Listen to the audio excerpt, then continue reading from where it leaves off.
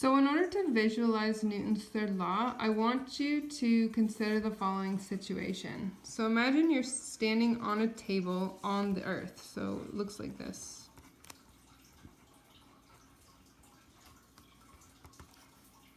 Okay, so you're on this table, the table's on the earth, nothing else exists. Obviously not a realistic situation, but I want you to sort of simplify it this way.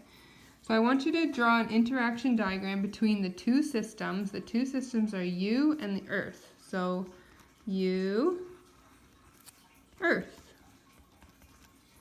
And now consider the interactions, okay? So you are interacting with the table through a normal interaction because the table is supporting you, right? But you are also interacting with the earth. So usually I would draw earth and then I'd draw a gravitational field. But because earth is now considered one of the systems involved, we draw the line to the earth.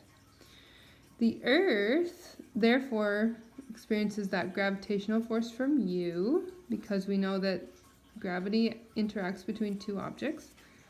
But then the earth has also got that table sitting on top of it, so that's a normal force also, a normal interaction because it's two surfaces in contact.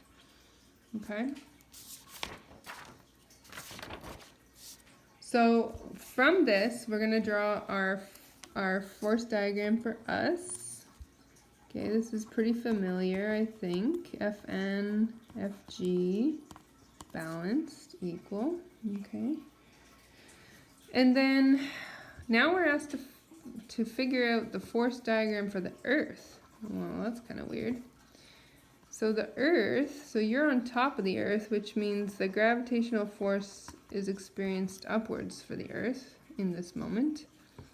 And the table is on top of the earth, so the normal force is perpendicular and going down because it's sort of supporting the earth upside down. So we get this weird looking Fg up, Fn down. Now, the normal force is because of the table, right? So that's not our third law pair because our third law pair has to be between the two systems. So this force of gravity is on you because of Earth. So Earth on you, right? And this force of gravity is because of you on the earth. So because that force is between the two systems, the you and earth, that's your third law pair.